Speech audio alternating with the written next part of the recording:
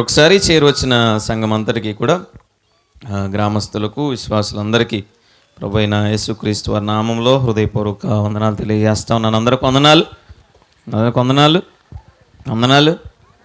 రెండు చేతులు ఉన్నాయి అందరికీ. హల్లెలూయా చెప్దాం ఒకసారి. హల్లెలూయా, హల్లెలూయా. రెండో చేయి కూడా హల్లెలూయా. దేవుడు మరి రాత్రికాలం ఇటు రీతిగా మీ అందరితో కలిసి దేవుని మహింపరిచేటువంటి భాగ్యాన్ని దేవాది దేవుడు మనకిచ్చినందుకు ప్రాముఖ్యంగా మరి యొక్క ప్రార్థనను మరి ఇటు రీతిగా ఏర్పాటు చేసుకోవడానికి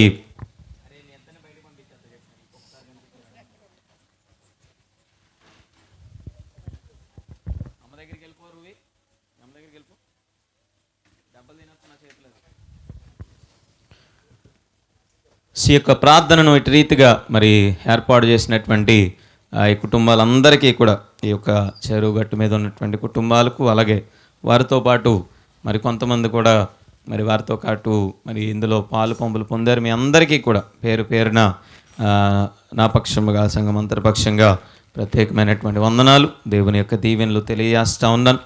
మరి దేవుడు మీ ద్వారా మరి ఇదే రీతిగా మరి మరిన్ని సంవత్సరాలు మరి యొక్క ఈ ప్రార్థన కూడికలను మరి వీధి కూడికలను దేవుడు జరిగించాలి, అనేక మందికి ఆశీర్వాదకరంగా మరి ప్రతి ఒక్క కుటుంబాన్ని ఇక్కడ ఉంచాలని మనస్ఫూర్తిగా ప్రార్థిస్తూ మరొకసారి ఈ కుటుంబాలందరి పక్షముగా చేరువచ్చిన బిడ్డలందరికీ హృదయపూర్వకమైనటువంటి వందనాలు, దేవుని యొక్క దీవెనలు తెలియజేస్తూ ఉన్నాను.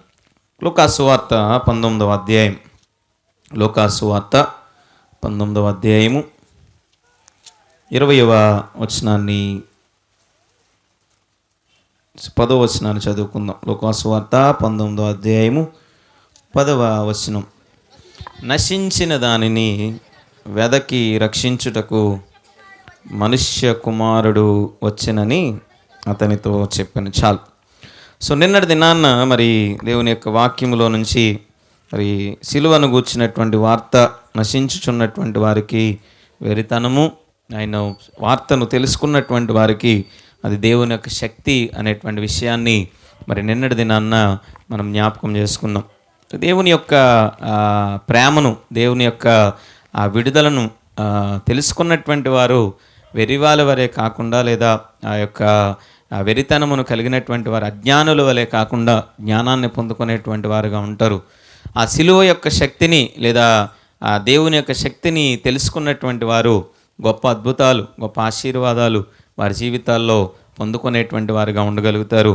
తెలుసుకోలేనటువంటి వారు వారి జీవితాలను మరి నాశనం చేసుకునేటువంటి వారుగా ఉంటారు అనేటువంటి విషయాలను మరి నిన్నటి దినాన్న మనం జ్ఞాపకం చేసుకున్నాం. సో ఈరోజు మన యొక్క జీవితం, మన యొక్క ఈ యొక్క ధ్యానాంశము నశించిన దానిని వెదకి రక్షించడానికి యేసుక్రీస్తు మరి లోకానికి దిగి వచ్చినట్లుగా మనం చూస్తూ ఉన్నాం.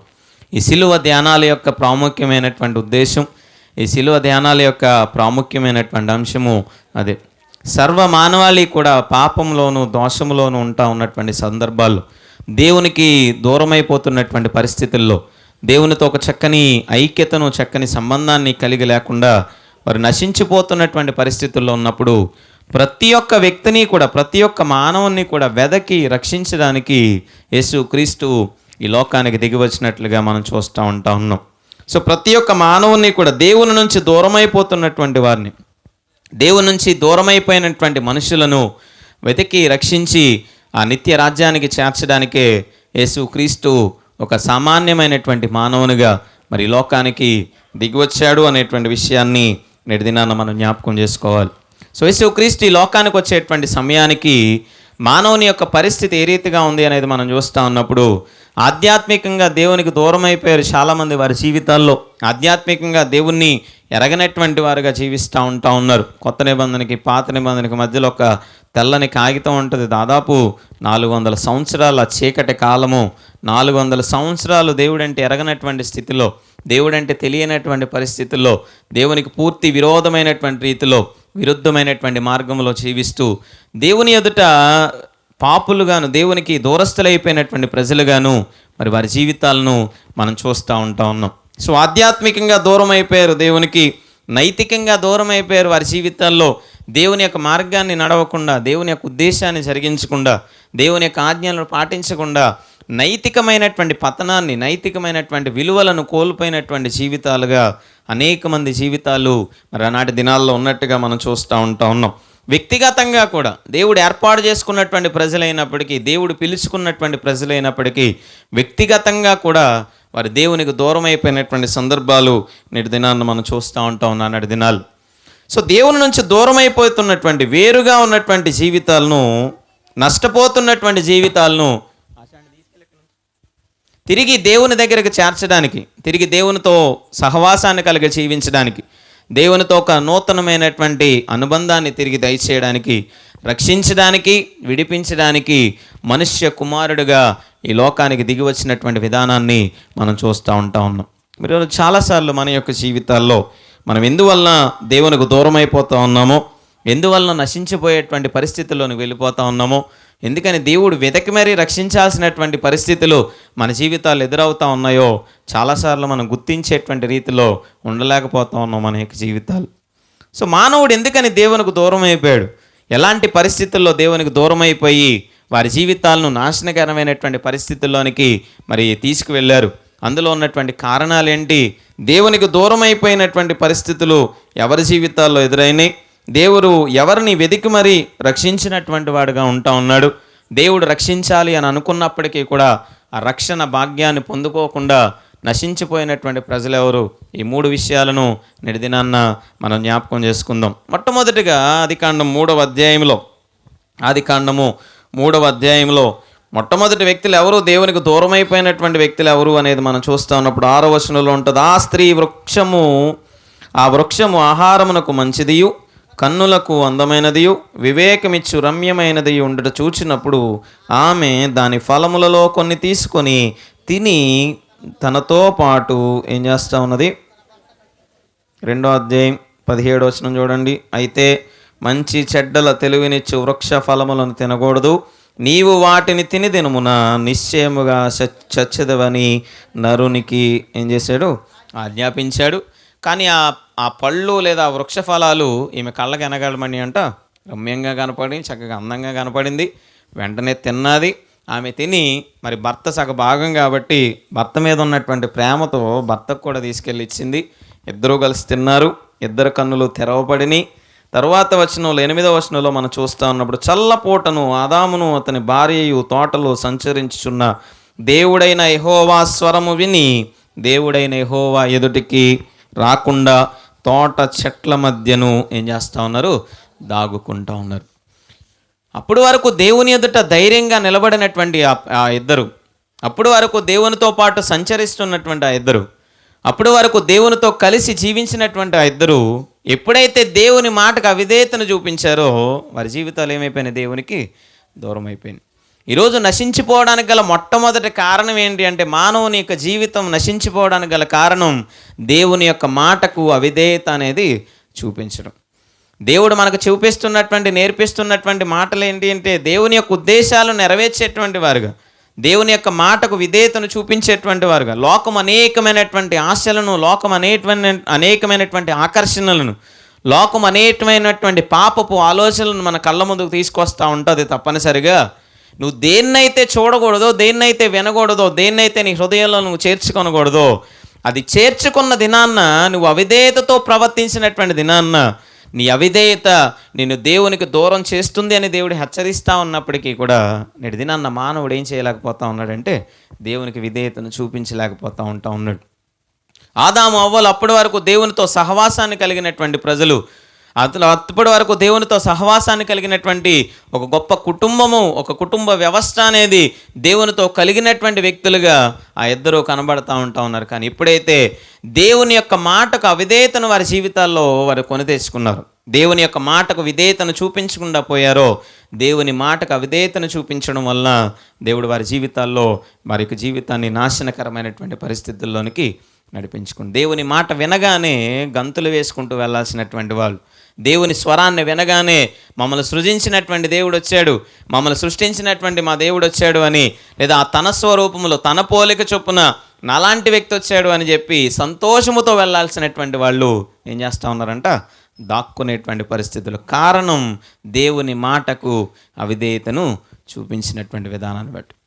మన బిడ్డలు ఎప్పుడైనా ఏదైనా తప్పు చేశారనుకోండి, మా వాడు మొన్న ఒక 2 నెలల క్రితం అనుకుంటా ఒక తప్పు పని చేశాడు. పైకి వెళ్ళి మన చర్చ్ మెంబర్ ఒక పాప ఉంటుంది, మౌనిక వాళ్ళ ఇంటి దగ్గరికి వెళ్ళి పైన అగ్గిపెట్టె దొరికింది ఆడికి ఎక్కడో, పైన ఒక టవల్ అంటించేసి కిందకి పైకి తిరుగుతున్నాడు.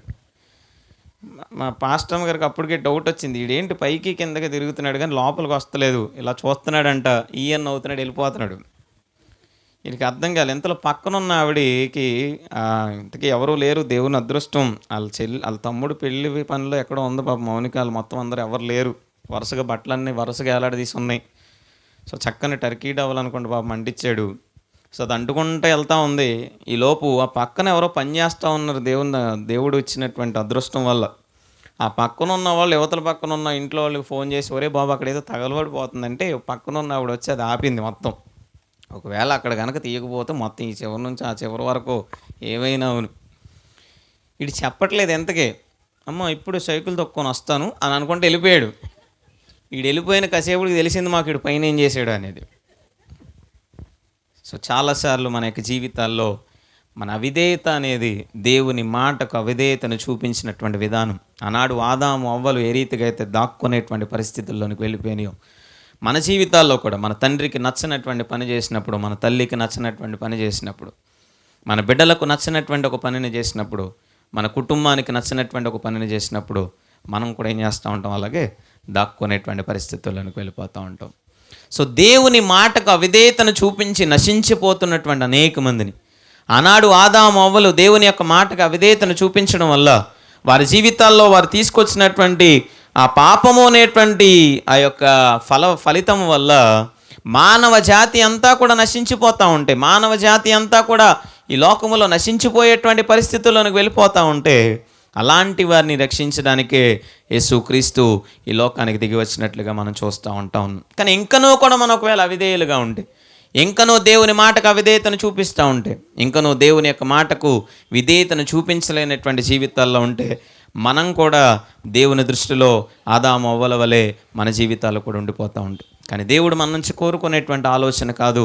దేవుడు మనకిచ్చినటువంటి ఆజ్ఞలను, దేవుడు మనకిచ్చినటువంటి ఆ మాటలను, దేవుడు మనల్ని ఏదైతే చేయమంటా ఉన్నాడో, ఏదైతే చేయొద్దంటా ఉన్నాడో, చేయమన్నటువంటి పనులను జాగ్రత్తగా చేస్తూ, దేవుడు వద్దు అన్నటువంటి మా పనులకు దూరంగా ఉంటూ, మనల్ని మనం ఎప్పుడైతే కాపాడుకునేటువంటి వారుగా ఉంటామో, నశించేటటువంటి పరిస్థితుల్లో ఉండేటువంటి వారుగా మన జీవితాలను ఉంచుకోకుండా మనల్ని మనము కాపాడుకునేటువంటి వారుగా ఉంటాం. ఆదాము అవ్వలు దేవుని ధైర్యంగా ఎదుర్కోవాల్సినటువంటి వారు, దేవునితో సంతోషించాల్సినటువంటి వారు, దేవుని ఎదుటకు రావలసినటువంటి వారు, వారి జీవితాల్లో వారు చూపించినటువంటి అవిధేయత కారణంగా మీరు తిన్న దినమున తప్పనిసరిగా చచ్చేద్దరు. చావడం అంటే మరణించడం కాదు, దేవుని నుంచి దూరం అయిపోవడం. మానవ జాతి అంతా కూడా దేవుని దూరం అయిపోయి చనిపోతున్నటువంటి పరిస్థితుల్లోనికి వెళ్ళిపోతూ ఉన్నప్పుడు వారిని రక్షించడానికే యేసుక్రీస్తు ఈ లోకానికి దిగి వచ్చినట్లుగా మనం చూస్తూ ఉన్నాం. మొట్టమొదటిది దేవునికి దూరం అయిపోవడానికి గల కారణం మనలో ఉన్నటువంటి అవిధేయత కారణంగా. రెండవ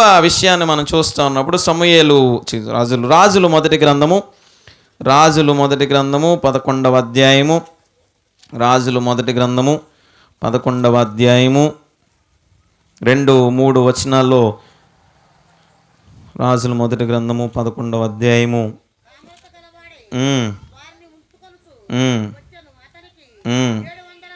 700 మంది రాజకుమార్తెలైన భార్యలను 300 మంది ఉపపత్నులు కలిగి ఉండిరి.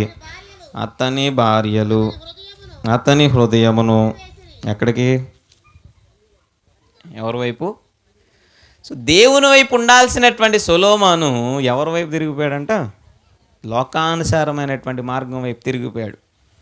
మొట్టమొదట్లో రాజ్యాన్ని అప్పగించగానే, మొట్టమొదట్లో దేవుడు అతనికి ఒక అధికారాన్ని ఇవ్వగానే, అయ్యా నీకేం కావాలి అని అంటే ఎంత గొప్ప ప్రార్థన చేస్తాడో సొలొమోను కదా. అయ్యా నా తండ్రి ఎంత జాగ్రత్తగా పరిపాలించాడు, నా తండ్రి ఎంత జాగ్రత్తగా ఉన్నాడు నీ దగ్గర, నా తండ్రి ఎంత మంచి పరిపాలన చేశాడు, నేను కూడా అలాగే ఉండాలి, నిన్ను విడిచిపెట్టకుండా మాత్రం నేను ఉండకూడదు, నేను ఒక న్యాయంగా నా పరిపాలన జరిగించాలి, న్యాయవంతమైనటువంటి మార్గంలో నడవాలి, నేను నడుస్తూ అనేక మందికి న్యాయాన్ని చేయాలి, అటువంటి ఒక విజ్ఞానాన్ని, ఒకటువంటి జ్ఞానాన్ని నాకు దయచేయని ప్రార్థించినటువంటి వ్యక్తి తన జీవితంలో రోజులు గడుస్తూ ఉన్న కొద్దీ, రోజులు వెళ్తూ ఉన్నటువంటి కొద్దీ లోకానుసారమైనటువంటి ఆశలకు లోనైపోయినటువంటి వాడై, లోకానుసారమైనటువంటి పాపానికి లోనటువంటి వాడై, దేవునిని కాకుండా ఇతర మార్గాలను, ఇతర విధానాలను, ఇతర పద్ధతులను అనుసరిస్తూ తన హృదయమును దేవుని వైపు నుంచి ఎవరి వైపు తిప్పేసుకున్నాడంట?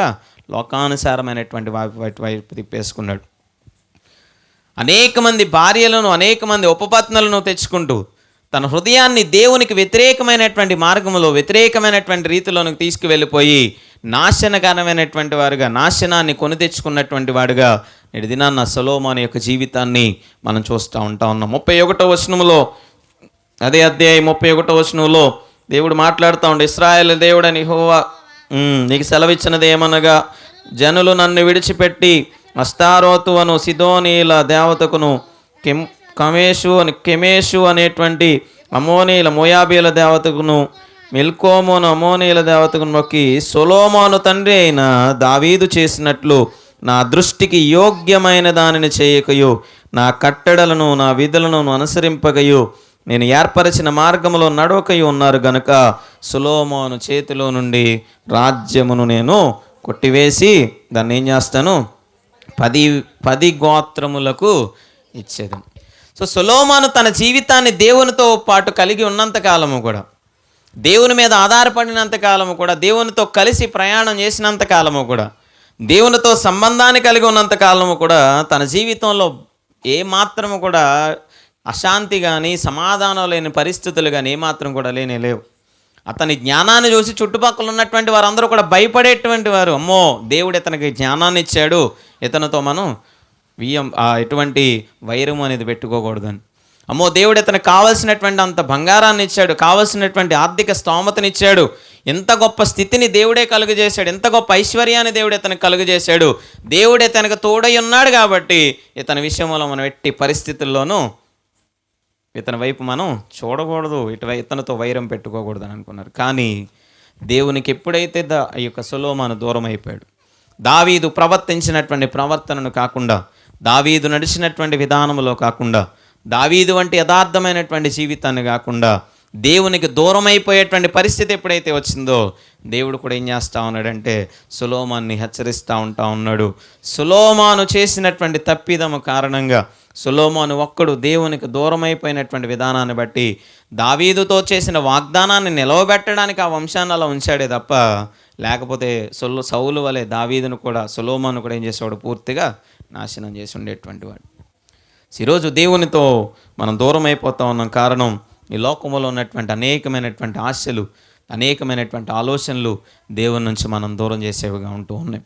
ఇలాంటి సొలొమోను వంటి ప్రవర్తనతో, సొలొమోను వంటి ఆలోచనలతో దేవుడిచ్చినటువంటి ఆధిక్యతను, దేవుడిచ్చినటువంటి ఆశీర్వాదాన్ని, దేవుడిచ్చినటువంటి కుటుంబాన్ని వారు నాశనం చేసుకుంటూ చాలామంది వారి జీవితాల్లో లోకానుసారమైనటువంటి ఆశల వైపు, లోకానుసారమైనటువంటి మార్గాల వైపు వెళ్ళిపోతూ వారి జీవితాల్లో నాశనం చేసుకుంటున్నటువంటి వారు, కుటుంబాలను నాశనం చేసుకుంటున్నటువంటి వారు, వారి కుటుంబాల్లో విపత్కరమైనటువంటి పరిస్థితులను కల్పించుకుంటున్నటువంటి వారు, చేతులారా తెలిసి వారి జీవితాల్లో నాశనం చేసుకుంటున్నటువంటి వారు అనేక మంది లోకంలో ఉన్నప్పుడు, అలాంటి వారిని రక్షించడానికే యేసుక్రీస్తు ఈ లోకానికి దిగి వచ్చినట్లుగా మనం చూస్తూ ఉన్నాం. కానీ నేటికి ప్రజలు అదే స్థితిలో ఉంటా ఉన్నారు.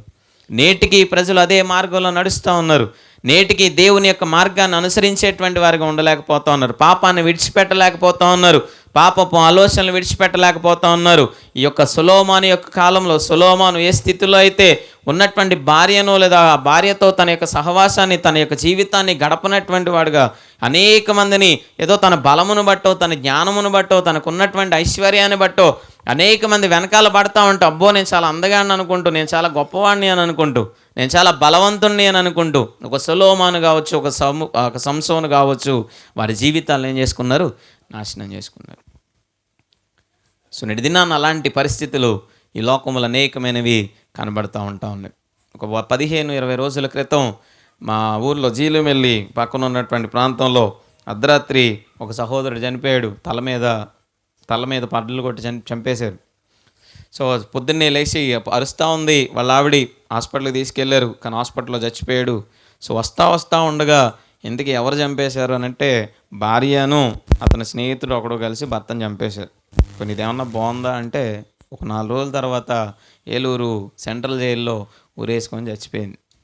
అనాథలు అయిపోయింది ఎవరు అంటే 2 పిల్లలు. ఒకడికి 5 సంవత్సరాలు, ఒకడికి 4 సంవత్సరాలు. నీకేదో బలం ఉంది కదా అని, మనకేదో అధికారం ఉంది కదా అని, మనకేదో జ్ఞానం ఉంది కదా అని ఈరోజు నీ బలాన్ని చూసో, నీ అధికారాన్ని చూసో, నీ దగ్గర ఉన్నటువంటి డబ్బును చూసో, నీ దగ్గర ఉన్నటువంటి అందాన్ని చూసో వెనకాల పడతా ఉంటారు తప్ప నీ వల్ల ఏదైనా మేలు కావాలి, నీ వల్ల ఏదైనా స్వార్థము నీ నుంచి స్వార్థాన్ని ఆలోచించే వచ్చేటువంటి వారిగా ఉంటారు తప్ప దానివల్ల మనం దేవునికి దూరం అయిపోతా ఉన్నాం, దేవుని మార్గానికి దూరం అయిపోతా ఉన్నాం అనేటువంటి విషయాన్ని చాలామంది నేటిదేమన్నా రక్షించలేకపోతాం. మనం తీసుకునేటువంటి ఒక చిన్న నిర్ణయం, మనం తీసుకునేటువంటి ఒక చిన్న అనాలోచితమైనటువంటి ఆ నిర్ణయం కారణంగా మన వెనకాల అనేక మంది జీవితాలు, భవిష్యత్తులు ఏమైపోతా ఉన్నాయి, నాశనం అయిపోయేవిగా ఉంటా ఉన్నాయి. నేటి దినాన్న మనుష్యులు ఇంకనూ కూడా సొలొమోను వంటి ప్రవర్తనతోనే, సంసోను వంటి ప్రవర్తనతోనే నేటి దినాన్న ఇంకనూ కూడా అనేక మంది వారి జీవితాల్లో నాశనం చేసుకుంటున్నటువంటి వారు, దేవుడిచ్చేటువంటి ఆశీర్వాదాన్ని పోగొట్టుకుంటున్నటువంటి ప్రజలు అనేక మంది జీవిస్తూ ఉన్నారు. దేవునికి దగ్గరగా ఉన్నంతకాలం సొలొమోను అంతకంతకు ఆశీర్వదించబడ్డాడు. దేవునికి దగ్గరగా ఉన్నంత కాలము సొలొమోను అంతకంతకు దీవించబడ్డాడు, ఆధిక్యతను పొందుకున్నాడు, దీవెనకరమైనటువంటి రీతిలో ఆశీర్వదించబడ్డాడు. తన దగ్గర ఉన్నటువంటి బలము కావచ్చు, తన దగ్గర ఉన్నటువంటి సైన్యము కావచ్చు, తన దగ్గర ఉన్నటువంటి ఆస్తిపాస్తులు కావచ్చు, ఆ ప్రపంచంలోనే అప్పుడున్నటువంటి పరిస్థితుల్లోనే అతనికి ఉన్నటువంటి జ్ఞానము కావచ్చు, నీ ముందు కానీ నీ తర్వాత కానీ ఎవరికి ఉండదు అనేటువంటి గొప్ప ఆశీర్వాదాన్ని దేవుడిచ్చాడు. కానీ ఎప్పుడైతే దేవునికి దూరం అయిపోయాడో సొలొమోను తన జీవితంలో పతనాన్ని పొందుకోవడం మొదలుపెట్టాడు. ఈరోజు అలాంటి నశించిపోతున్నటువంటి వారిని, సొలొమోను వలె దారి తప్పిపోతున్నటువంటి వారిని, సంసోను వలె తన బలమును చూసుకొని, తన యొక్క అందాన్ని చూసుకొని దారి తప్పిపోతున్నటువంటి వారిని రక్షించడానికే యేసుక్రీస్తు ఈ లోకానికి దిగి వచ్చాడు. ఆదాము అవ్వలు దేవుడిచ్చినటువంటి భాగ్యాన్ని కోల్పోయారు అవిధేయతను వలన. మరి దేవునికి దూరం అయిపోయారు, దేవుని యొక్క ఆశీర్వాదాన్ని కోల్పోయారు. సొలొమోను, సంసోను లాంటి వాళ్ళు దేవుడిచ్చినటువంటి ఆశీర్వాదాన్ని, దేవుడిచ్చినటువంటి జ్ఞానాన్ని, దేవుడిచ్చినటువంటి బలాన్ని ఇదేదో నా గొప్ప అనుకుంటూ, నా స్వార్థం, నాకు ఇచ్చినటువంటి ఆశీర్వాదం అని అనుకుంటూ ఆ చుట్టూ ఉన్నటువంటి వారు వారిని పొగుడుతూ ఉన్నప్పుడు, వారి వెనకాల తిరుగుతూ ఉన్నప్పుడు తన బలము చూసో, తన అందము చూసో, తన దగ్గర ఉన్నటువంటి డబ్బును చూసో, తన దగ్గర ఉన్నటువంటి ఆస్తిపాస్తుల్లో చూసో నీ వంటి వాడు లేడు, నీ అంత గొప్పవాడు లేడు అని అంటా ఉన్నప్పుడు అమ్మో అని అనుకుంటూ వారి మార్గాన్ని దేవుని నుంచి దూరం చేసుకొని దేవునికి దూరం అయిపోయి వారి జీవితాలు నాశనం చేసుకున్నటువంటి వారుగా మనకు కనబడుతూ ఉన్నారు. మత్తయి రాసిన సువార్త 26వ అధ్యాయంలో, మత్తయి రాసిన సువార్త 26వ అధ్యాయంలో 74వ వచనములో మరొక వ్యక్తి కనబడుతూ ఉంటాడు. అందుకు అతడు ఆ మనుష్యుని నేను ఎరుగనని చెప్పి శపించుకొనుటకును ఒట్టు పెట్టుకొనుటకును మొదలుపెట్టును. వెంటనే ఎవరో పేతురు గారు ఏం చేశాడు, ఇక ఈయనే నేను చూశాను, యేసుక్రీస్తు వారితో తిరగడం నేను చూసాను, చేపలు పట్టుకొని వాడు వదిలేసి ఆయనతో పాటు తిరిగాడంటే అబ్బే నాకు ఆయన ఎవరో. రెండోసారి కూడా అంటా ఉన్నది, అబ్బే నిన్ను చూశానంటే అమ్మో నాకు ఆయన ఎవరో తెలియదని. మూడోసారి ఏం చేస్తూ ఉన్నాడు, ఒట్టు కూడా పెట్టుకుంటా ఉన్నాడు. మనం కూడా చాలాసార్లు చేస్తాం ఒట్టండి, అబ్బే అస్సలు దేవుడి మీద ఏమంటారా, బైబిల్ పట్టుకొని ప్రమాణం చేస్తానంటూ ఉంటాం చాలాసార్లు. దేవునితో కలిసి ఉంటేనే మన జీవితాల్లో ఆశీర్వాదం. దేవునికి దూరం అయిపోతా ఉన్నాడు పేతురు ఒక్కసారిగా. 3.5 సంవత్సరాలు కలిసి ప్రయాణం చేశాడు. 3.5 సంవత్సరాలు దేవునితో ఒక చక్కని సహవాసాన్ని కలిగి జీవించాడు. 3.5 సంవత్సరాలు యేసుక్రీస్తు వారితో కలిసి తన సువార్త పరిచర్యలో ఎంతగానో పాలు పంపులు పొందాడు. కానీ తన ముందు ఒక సమస్య అనేది వచ్చేటప్పటికి, ఒక శోధన అనేది వచ్చేటప్పటికి అబద్ధమాడుతూ తప్పించుకోవడానికి ప్రయత్నం చేస్తూ ఉన్నాడు, దేవుని నుంచి దూరం అయిపోవడానికి ప్రయత్నం చేస్తూ ఉన్నాడు. సో చాలాసార్లు మన యొక్క జీవితాల్లో కూడా మనము కూడా అదే రీతిలో దేవునికి దూరం అయిపోతూ ఉంటాం. చాలాసార్లు ఏదో ఒక సాకులు చెప్తూ ఉంటాం, ఏదో ఒక అవకాశాన్ని ఉపయోగించుకుంటూ ఉంటాం, ఏదో ఒక మాటను చెప్తూ ఉంటాం, కుటుంబానికి దూరం అయిపోతూ ఉంటాం, బంధువులకు దూరం అయిపోతూ ఉంటాం, ఏదో ఒక ఇబ్బందిని, ఆ సమస్యలను మన యొక్క జీవితాల్లో వస్తూ ఉన్నప్పుడు మనం కూడా దూరం అయిపోయేటువంటి వారుగా ఉంటాం. సో దేవునితో కలిసి జీవించినంతసేపు కూడా, దేవునితో కలిసి ఉన్నంతసేపు కూడా పేతురు జీవితం అనేది సమృద్ధిగా ఆశీర్వాదకరంగా ఉన్నట్లుగా మనం చూడగలుగుతూ ఉన్నాం. కానీ ఎప్పుడైతే అబద్ధం ఆడాడో, ఎప్పుడైతే దేవునికి దూరం అయిపోయాడో తన హృదయంలో ఏం మొదలైంది, కలవరం అనేది మొదలైంది, భయం మొదలైంది. తను చేసినటువంటి తప్పు నిరంతరం కూడా అతను ఏం చేస్తూ ఉందంట, బాధపడుస్తూ ఉంది. సో నేటి దినాన్న మన యొక్క జీవితాల్లో కూడా చాలాసార్లు దేవుడు మనకి ఏదైనా ఒక బాధ్యతను అప్పగిస్తూ ఉన్నప్పుడు, దేవుడు మనకు ఒక కుటుంబ బాధ్యతను అప్పగిస్తూ ఉన్నప్పుడు, దేవుడు మనకు ఒక ఆశీర్వాదకరమైనటువంటి స్థితిని అప్పగిస్తూ ఉన్నప్పుడు, ఒక భర్తగానో, ఒక భార్యగానో, ఒక బిడ్డలుగానో, తల్లిదండ్రులుగానో యజమానులుగాను యజమానురాలుగాను ఎక్కడైనప్పటికీ కూడా దేవుడు ఏ బాధ్యతను అప్పగించినప్పటికీ కూడా దేవునితో కలిసి ఆ బాధ్యతను సక్రమంగా నిర్వర్తించేటువంటి వారుగా ఉండాలి. దేవునితో కలిసి ఆశీర్వాదాన్ని పొందుకునేటువంటి వారుగా ఉండాలి, కానీ దేవునికి దూరస్తులుగా అన్నడు కూడా జీవించకూడదు. నినివే పట్టణానికి వెళ్ళమంటే యోనా తర్షీషుకు పారిపోదాం అనుకున్నాడు, దేవునికి దూరం అయిపోయాడు, సమస్యలు గుండా నడుస్తూ ఉన్నాడు. స్వలాంటి నశించిపోతున్నటువంటి వారిని, అలా దేవునికి దూరం అయిపోయి నాశనం గుండా వెళ్తున్నటువంటి వారిని, అలా దేవునికి దూరం అయిపోయి దేవుని మాటను వినకుండా దేవుని యొక్క మాటకు విధేయతను చూపించకుండా నశించిపోతున్నటువంటి వారిని మరి రక్షించడానికే యేసుక్రీస్తు ఈ లోకానికి దిగి వచ్చినట్లుగా మనం చూస్తూ ఉన్నాం. సో మొదటిది నశించిపోతున్నటువంటి వారు, ఒకటి అవిధేయత వల్ల నశించిపోతూ ఉన్నారు, దేవుని యొక్క దేవునికి దూరం అయిపోతూ ఉన్నారు. రెండవది దేవుణ్ణి విడిచిపెట్టి లోకానుసారమైనటువంటి సంతోషాలు చూసుకుంటూ దేవునికి దూరం అయిపోతూ ఉన్నారు. మూడవది దేవుని మాటను మీరి దేవుడు వెళ్ళు అన్నటువంటి మార్గాన్ని కాకుండా సొంత మార్గాన్ని ఎన్నుకుంటూ దేవునికి దూరం అయిపోతూ ఉన్నారు. వీళ్ళందరూ కూడా నశించిపోతున్నటువంటి వారు. సో నశించిపోయేటువంటి వారిని వాళ్ళే వస్తారులే నా దగ్గరికి, వచ్చిన తర్వాత రక్షిద్దాంలే అనుకునేటువంటి దేవుడు కాదు మన దేవుడు. వాళ్ళు వస్తారులే, వాళ్ళే మారతారులే, వాళ్ళు వచ్చిన తర్వాతే వాళ్ళని క్షమిద్దాంలే, వాళ్ళు వచ్చిన తర్వాతే వారి జీవితాల్లో మార్పును తీసుకొద్దాంలే, వారు వచ్చిన తర్వాతే వారి యొక్క జీవితాల్లో ఒక నూతనమైనటువంటి ఆ రీతిలో వారిని ఆశీర్వదిద్దాంలే అనేటువంటి వాడు కాదు. అక్కడ చక్కని మాటను తెలియజేస్తూ ఉన్నాడు, వెదకి రక్షించుటకు యేసుక్రీస్తు ఈ లోకానికి. సో నశించిపోతున్నటువంటి వారు ఎక్కడున్నప్పటికీ కూడా, అది చేప కడుపులో ఉన్నప్పటికీ, కోడి కూయగానే పరిగెట్టుకుంటా వెళ్ళి దాక్కున్నప్పటికీ, ఒక చెట్ల చాటులో దాక్కున్నటువంటి ఆదాము అవ్వలాంటి పరిస్థితుల్లో ఉన్నప్పటికీ, ఆ భార్యల వలనో లేదా చుట్టూ ఉన్నటువంటి ప్రజల వలనో దేవునికి దూరం అయిపోయి ఎక్కడో లోపల దాక్కున్నటువంటి అలాంటి సంసోను లాంటి పరిస్థితుల్లో ఉన్నప్పటికీ కూడా, ఎక్కడున్నప్పటికీ కూడా ఆయనే మనల్ని వెతుక్కుంటూ వస్తూ ఉన్నాడు, ఆయనే మనల్ని రక్షిస్తూ ఉన్నాడు, ఆయనే మనల్ని విడిపిస్తూ ఉన్నాడు. వెదకి రక్షించడానికి యేసుక్రీస్తు ఈ లోకానికి దిగి వచ్చినట్లుగా మనం చూస్తూ ఉన్నాం. వెదకి రక్షించడానికి యేసుక్రీస్తు ఈ లోకములో ఒక గొప్ప కార్యాన్ని చేస్తూ ఉన్నట్లుగా మనం చూస్తూ ఉన్నాం. పాపం చేశారు ఆదామవ్వలు, పాపం చేసి దాక్కుంటా ఉన్నారు ఆదామవ్వలు. ఎక్కడా అనిగి శిక్షించలేదు వారిని. ఏం చేస్తూ ఉన్నాడంటే వాళ్ళకి వస్త్రాలు తొడిగించి వారిని ఏం చేస్తూ ఉన్నాడు, మీరు చేసినటువంటి పాపమును తీసివేయడానికి మరలా ఒక మనుష్య కుమారుడు ఈ లోకానికి దిగి వస్తాడనేటువంటి వాగ్దానాన్ని ఇస్తూ ఉంటాను. తప్పు చేశారు కదా, బయటికి గెంటేయాలి కదా, దిగంబరులుగానే బయటికి గెంటేయాలి కదా, ఏ స్థితిలో ఉన్నారో ఆ స్థితిలోనే బయటికి గెంటేయాలి కదా. కానీ ఒక జంతువును చంపి దానితో ఆ చర్మపు చొక్కాలు చేయించి వాళ్ళకి ఏం చేస్తూ ఉన్నాడంట, ఇస్తూ ఉన్నాడు. వారు ఎక్కడున్నారో వెతికి వారిని గుర్తించి వారికి ఒక బాధ్యతను లేదా వారి పట్ల ఒక చక్కని ఆ కృపను ఆయన చూపిస్తూ ఉన్నట్లుగా మనం చూస్తూ ఉంటాం. ఆయనను చూచి ఆదామవ్వలు దాక్కున్నారేమో కానీ, తప్పు చేశామని ఆదామవ్వలు దూరంగా ఉన్నారేమో కానీ, దేవుడు మాత్రం వారు చేసినటువంటి తప్పును బట్టి దిగంబరులుగానే బయటికి గెంటివేయలేదు. వారికి ఒక రక్షణ వస్త్రాలను లేదా వారి యొక్క సిగ్గు నుంచి, వారి యొక్క పాపము నుంచి బయటకు రానివ్వకుండా, ఆ సిగ్గు అనేది తెలియనివ్వకుండా ఉండడానికి వారికి వస్త్రాలను కప్పి బయటకు పంపించాడే తప్ప వస్త్రాలు లేకుండానే ఆ దిగంబరులుగానే బయటికి గెట్టి వేసినటువంటి దేవుడు కానే కాదు. ఎక్కడున్నావు అని అడుగుతూ ఉన్నాడు. ఆదామా నువ్వెక్కడా అని వెతుకుతూ ఉన్నాడే తప్ప వీడు పాపం చేశాడని దేవుడికి తెలియదా, వీరిద్దరు తప్పు చేశారని తెలియదా? అయినప్పటికీ కూడా ఏం చేస్తూ ఉన్నాడంటే వెతుకుతూ ఉన్నాడు. అది దేవుని యొక్క ప్రేమ. నువ్వు పాపము చేసినప్పటికీ, మనం దోషం చేసినప్పటికీ మనల్ని వెదకి రక్షించేటువంటి గొప్ప దేవుడు.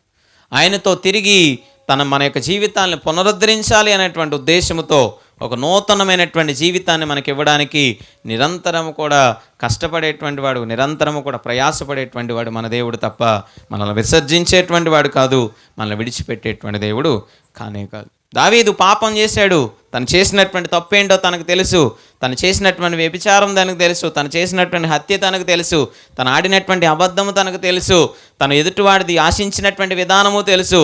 తప్పు చేశాడు, కానీ దావీదు తప్పు చేసినప్పటికీ కూడా దావీదును వెతుక్కుంటూ నాతానును పంపించాడే తప్ప దావీదు వచ్చేంత వరకు దేవుడు ఎదురు చూడలే. దావీదు దగ్గరికి నాతాను పంపిస్తూ ఉంటా ఉన్నాడు, హెచ్చరిస్తూ ఉంటా ఉన్నాడు, అయ్యా నువ్వు తప్పు చేసావు, దేవుడు నీ మీదకి శాపాన్ని తీసుకురాబోతా ఉన్నాడని దేవుడే వెతుక్కుంటూ దావీదు దగ్గరికి పంపించాడు. దేవుడే వెతుక్కుంటూ దావీదు దగ్గరికి వెళ్ళాడు తప్ప దావీదు వచ్చేంత వరకు కూడా ఎదురు చూసిన వాడు కాదు. వీడు పాపం చేశాడు కదా, వీడి పాపాన్ని వీడే పోతాడులే, వీడే నాశనం అయిపోతాడులేనని వదిలివేసినటువంటి వాడు కాదు. ఈయనే వెతుక్కుంటూ వెళ్ళాడు దావీదుని. దావీదు వచ్చేంత వరకు ఎదురు చూసిన వాడుగా లేనేళ్ళాడు. పౌలు యొక్క జీవితాన్ని మనం చూస్తూ ఉన్నప్పుడు తిమోతికి రాసిన మొదటి పత్రిక 1వ అధ్యాయం 12-17లో నేను ఇంతకు ముందు దోషకుడును, హింసకుడును, అత్యంత భయంకరమైనటువంటి పాపిగా నేను ఉంటా ఉన్నాను, కానీ దేవుడు నన్ను దేవుడు వెతుక్కుంటా వెళ్ళాడా? సౌలు వెతుక్కుంటా వెళ్ళాడా? దేవుడే వెతుక్కుంటా వెళ్ళాడు. సౌలు హింసించడానికి బయలుదేరాడు, దేవుడు తన యొక్క జీవితాన్ని రక్షించడానికి బయలుదేరాడు. సౌలేమో శిష్యులను బెదిరించడానికి వెతుకుతా ఉన్నాడు, శిష్యులను చంపడానికి వెతుకుతా ఉన్నాడు. సౌలేమో క్రైస్తవులను హింసించడానికి వెతుకుతా ఉన్నాడు. క్రీస్తు మాత్రం సౌలును పౌలుగా మార్చడానికి వెతుకుతూ ఉన్నాడు. ఆ దమస్కు మార్గంలో ఆయన వెళ్తా ఉన్నప్పుడు ఆయనే వస్తూ ఉంటా ఉన్నాడు, ఆయనే మాట్లాడుతూ ఉన్నాడు సౌలుతో, సౌలా సౌలా నీవేళ నన్ను హింసించుచున్నావు. నశించిపోతున్నటువంటి సౌలును, అనేక మందికి నాశనకరమైనటువంటి జీవితాన్ని జీవిస్తున్న సౌలును తీసుకొచ్చి ఆయనే మార్చాడు తప్ప, ఆయనే వెతుక్కుంటా వచ్చి మార్చాడు తప్ప వీడి జీవితాన్ని నాశనం చేయాలనే ఆలోచన దేవుని దృష్టిలో ఏమాత్రమో కూడా లేనేది. ఒకవేళ నాశనం చెయ్యాలి అనుకుంటే సౌలును మార్చాలి అనేటువంటి ఆలోచన ఉండేది కాదు. వెళ్తున్నటువంటి సౌలుని ఏదో ఒకటి చేసి దేవుడు పాడు చేసేటువంటి వాడు. కానీ రక్షించాలి అనేది దేవుని యొక్క ఉద్దేశం, అది కూడా వెదకి మరి రక్షించాలి అనేది దేవుని యొక్క ఉద్దేశం. ఎక్కడ నశించిపోతున్నటువంటి ప్రజలు ఉంటా ఉన్నారు, ఎక్కడ దేవునికి దూరం అయిపోతున్నటువంటి ఆదాము అవ్వల వంటి ప్రజలు ఉంటా ఉన్నారు, ఎక్కడ పాపం చేసి బయటికి చెప్పుకోలేనటువంటి రీతిలో దాక్కునేటువంటి ఆ దావీదు వంటి ప్రజలు ఎక్కడైతే ఉంటా ఉన్నారో, హింసకులుగా, దోషకులుగా, దేవునికి అయిష్టమైనటువంటి మార్గంలో నడుస్తున్నటువంటి సౌలు లాంటి ప్రజలు ఎక్కడైతే ఉంటా ఉన్నారో అలాంటి వారి దగ్గరకు వెళ్ళి ఆయనే వెదకి మరి రక్షించేటువంటి గొప్ప దేవుడు మన యొక్క దేవుడు. నీవు వచ్చేంత వరకు ఎదురు చూసేటువంటి వాడు కాదు, నువ్వు అడిగేంత వరకు కూడా నీ అక్కరలు తీర్చకుండా ఉండేటువంటి వాడు కాదు, నువ్వు ఆధారపడేటువంటి వరకు కూడా నీ కోసం ఎదురు చూసేటువంటి వాడు కాదు. నేను వెదకి మరి రక్షించడానికి యేసుక్రీస్తు ఈ లోకానికి దిగి వచ్చినట్లుగా మనం చూస్తూ ఉన్నాం. సో ఈరోజు మనం చదువుకున్నటువంటి ఆ సువార్తలో కూడా లోకా సువార్త 19వ అధ్యాయం, జక్కయ్య ఏమో యేసయ్యను చూద్దామని వచ్చాడు, కానీ యేసుక్రీస్తు మాత్రం వెతుక్కుంటూ వచ్చి జక్కయ్యను రక్షించడానికి కన్నులెత్తి పైకి చూస్తూ ఉన్నాడు. ఎవరో చూడాలని జక్కయ్య వచ్చాడు, రక్షించడానికి మాత్రం యేసుక్రీస్తు వెతుక్కుంటూ వచ్చాడు. సో జక్కయ్యను వెతికినటువంటి దేవుడు అన్నాడు, సౌలును పౌలుగా మార్చడానికి వెతుక్కుంటూ వెళ్ళినటువంటి దేవుడు, దావీదు యొక్క పాపము నుంచి విడిపించి తను రక్షించడానికి నాతాను లాంటి ప్రవక్తను పంపించినటువంటి దేవుడు, ఆదాము అవ్వలు భయముతోనూ దిగులుతోనూ దిగంబరులుగాను చెట్ల చాటును దాక్కున్నప్పుడు వారిని వెతుకుతూ వెళ్ళి వారికి వస్త్రాలను ధరింపచేసి వారి సిగ్గు నుంచి విడిపించినటువంటి దేవుడు.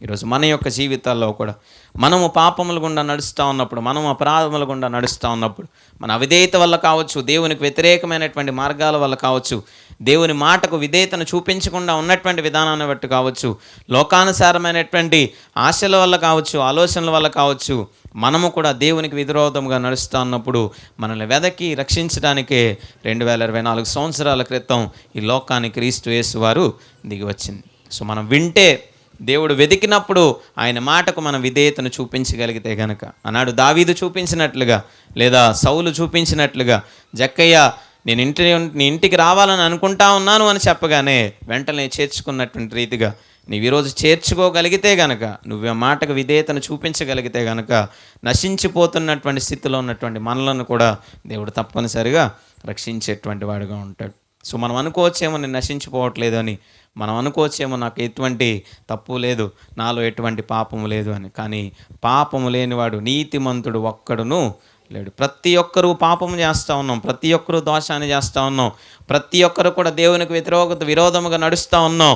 కానీ దేవుడు వెతుకుతూ ఉన్నప్పుడు కనపడకుండా తిరుగుతూ ఉన్నాం దేవునికి. అంతే, దేవుని దగ్గర ఒప్పుకోలేకపోతా ఉన్నాం, దేవునికి విధేయతను చూపించలేకపోతా ఉన్నాం, దేవుని దృష్టికి యోగ్యమైనటువంటి మార్గంలో నడవలేకపోతా ఉన్నాం చాలాసార్లు. దేవుడు అవకాశం ఇస్తూ ఉన్నప్పుడు, నిన్ను వెతికి నిన్ను అడిగి నిన్ను మార్చడానికి దేవుడు అవకాశం ఇస్తూ ఉన్నప్పుడు, నిన్ను రక్షించడానికి అవకాశం ఇస్తూ ఉన్నప్పుడు నువ్వు ఉపయోగించుకుంటే కనుక నశించిపోతున్నటువంటి మనలను రక్షించేటువంటి వాడిగా ఉంటాడు. కయ్యేను అడుగుతా ఉన్నాడు, హే కయ్యేను నీ తమ్ముడు ఎక్కడా అని. ఆదామును కూడా అలాగే అడిగాడు, ఎక్కడా అని అడిగినప్పుడు కయ్యేను గనక ఒకవేళ ఒప్పుకొని ఉండుంటే దేవుడు తప్పనిసరిగా క్షమించేటువంటి వాడేమో కొంతైనా. అంత దేశదిమ్మరిగా, అంత భయంకరమైనటువంటి శాపాన్ని ఇచ్చేటువంటి వాడు కాదేమో. ఎక్కడా అని అడిగినప్పుడు, అయ్యా ఇక్కడే ఉన్నాను, ఇంకో నా తమ్ముడు చంపేశాను కోపంలో, దయచేసి నన్ను క్షమించు అని ఒక్క మాట అనుంటే ఆనాడు పరిస్థితి వేరేగా ఉండేదేమో. ఎక్కడా అని అడిగినప్పుడు వెతుక్కుంటూ దేవుడే వస్తూ ఉన్నాడు తను చేసినటువంటి పాపాన్ని బట్టి మరొక అవకాశాన్ని ఇద్దామని. కానీ ఒప్పుకోలేదు ఆ రోజు కయ్యను.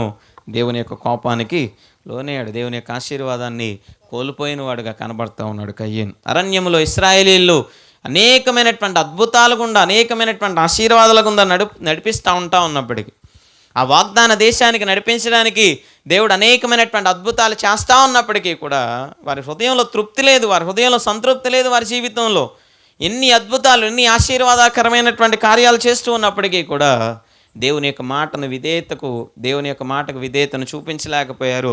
అరణ్యములో ఆకుల వలె రాలిపోయారు. ప్రయాణాన్ని ప్రారంభించినటువంటి ఇశ్రాయేలీలు వేరు, ఆ వాగ్దాన దేశానికి లోపల అడుగుపెట్టినటువంటి ఇశ్రాయేలీలు వేరు. తరాలు మారిపోయినాయి, వారి యొక్క స్థితిగతులు మారిపోయినాయి. సో దేవుడు ఎంతగా వారిని కాపాడుతూ ఉన్నప్పటికీ, దేవుడు ఎంతగా వారిని తప్పిస్తూ ఎన్ని అవకాశాలు దేవుడు వారికి ఇస్తూ ఉన్నప్పటికీ అవకాశాన్ని ఉపయోగించుకొని నాశనకరమైనటువంటి పరిస్థితి నుంచి తప్పించుకున్నటువంటి వారుగా లేనేలేరు వారి జీవితాల్లో. సో కయ్యను వలె నువ్వు ఎక్కడా అని అన్నప్పుడు, అయ్యా నేను ఇక్కడే ఉన్నాను, నా పాపాన్ని ఒప్పుకుంటా ఉన్నాను అని మనం ఒప్పుకోగలిగితే, ఇశ్రాయేలీయుల వలె దేవుడు మనల్ని నడిపిస్తూ ఉన్నప్పుడు, దేవుడు మనకు అవకాశాన్ని ఇస్తూ ఉన్నప్పుడు మళ్ళీ మనం సరిచేసుకొని దేవుని మీద మనం ఆధారపడగలిగితే, అప్పటికే 30 వెండి నాణాలకు బేరం కుదుర్చుకున్నాడు ఇస్కరియోతు యోధ. అయినా చివరి అవకాశం ఇచ్చాడు దేవుడు, వెదకి రక్షించడానికి అవకాశం ఇచ్చాడు. మీలో ఇక్కడ ఉన్నటువంటి మీలో ఒకరు నన్ను అప్పగించబోతా ఉన్నానంటే అందరూ నేనా అంటున్నారు కదా అని వీడు కూడా నేనా అన్నాడే తప్ప ముద్దు పెట్టడానికి కూడా వెనకడుగు వేయకుండా చివరి అవకాశాన్ని కూడా ఉపయోగించుకోలేదు ఇస్కరియోతు యోధ. సో దేవుడు నశించిపోకూడదు అనేది దేవుని యొక్క ఉద్దేశం. నాశనకరమైనటువంటి స్థితిలోనికి వెళ్ళకూడదు అనేది మన యొక్క జీవితాల పట్ల దేవుడు కలిగి ఉన్నటువంటి ప్రణాళిక. దాన్ని తప్పించుకోవాలి అంటే దేవునికి విధేయతను చూపించేటువంటి వారిగా ఉండాలి. దేవుడు మనకు అవకాశాన్ని ఇస్తూ ఉన్నప్పుడు, దేవుడు మన యొక్క కుటుంబాల్లో అవకాశాన్ని ఇస్తూ ఉన్నప్పుడు, మన యొక్క వ్యక్తిగత జీవితాన్ని మార్చుకునేటువంటి అవకాశాన్ని ఇస్తూ ఉన్నప్పుడు, మన ఆధ్యాత్మిక జీవితాన్ని మార్చుకునేటువంటి అవకాశాన్ని ఇస్తూ ఉన్నప్పుడు, మన పాపముల నుంచి విడుదల పొందుకునేటువంటి అవకాశాన్ని ఇస్తూ ఉన్నప్పుడు, నశించిపోతున్నటువంటి మనలను వెదకి రక్షించడానికి ఆయనే వెతుకుతూ మన దగ్గరకు వస్తూ ఉన్నప్పుడు, మనల్ని మనం సరి చేసుకొని, మనల్ని మనము సరిదిద్దుకొని దేవుని ఎదుట విధేయతను కలిగి జీవించగలిగితే కనుక, దేవుని దగ్గర మన విశ్వాస జీవితాన్ని మనం జాగ్రత్తగా కాపాడుకోగలిగితే కనుక, దావీదును క్షమించినటువంటి రీతిగా, సౌలును పౌలుగా మార్చినటువంటి రీతిగా మన యొక్క జీవితాల్లో కూడా జక్కయ్యకు ఇచ్చినటువంటి ఆ రక్షణ భాగ్యాన్ని మనకు, మన కుటుంబాలకు తప్పనిసరిగా ఇచ్చేటువంటి వాడుగా ఉంటాడు. సో నశించినటువంటి దానిని వెదకి మరి రక్షించడానికి క్రీస్తు ఈ లోకానికి దిగి వచ్చాడు, మన కోసం మరణించాడు, మన కోసం బాధలు పడ్డాడు, నిందలు పడ్డాడు, అవమానాలు పడ్డాడు. దానికి తగినటువంటి ప్రతిఫలాన్ని మన విధేయత ద్వారా, మన పశ్చాత్తాపము ద్వారా, మన మారు మనసు ద్వారా మనం ఇవ్వలేకపోతే కనుక ఆయన చేసినటువంటి త్యాగము వృధాగానే మిగిలిపోయేదిగా ఉంటుంది. సో రక్షించబడేటువంటి వారుగా మనం ఉందాం, విడిపించబడేటువంటి వారుగా ఉందాం. ఆ నిత్య రాజ్యానికి జక్కయ్య వలె చేర్చబడేటువంటి స్థితిలోనికి మన జీవితాలు మనం మార్చుకుందాం. మరి దేవుడు అట్టి కృపను, అట్టి ఆశీర్వాదాన్ని మనకు, మన కుటుంబాలకు దయచేసి దేవుడు తన కృప చేత మనందరినీ కూడా ఆశీర్వదించును.